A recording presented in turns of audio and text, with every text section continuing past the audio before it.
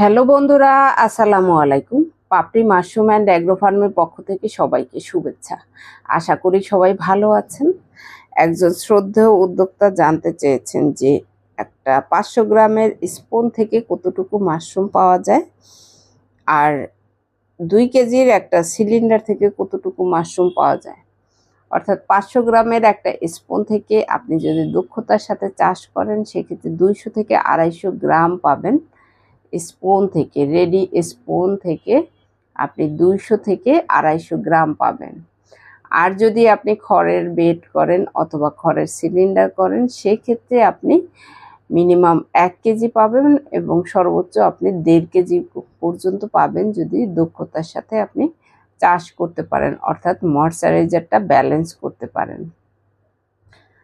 তাহলে আপনি বুঝতে পেরেছেন যে আসলে কোনটাতে কতটুকু মাশরুম পাওয়া যায়। 2 কেজির সিলিন্ডারে 1 কেজি থেকে সর্বোচ্চ 1.5 কেজি, আর 500 গ্রামের একটা স্পুন থেকে 200 থেকে 250 গ্রাম।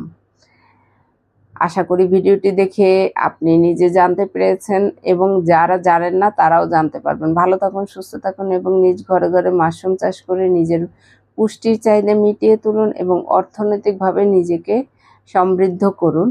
কারণ মাশরুম চাষ একমাত্র যেটা অন্য কোনো পেশার পাশাপাশি আপনি করতে পারেন।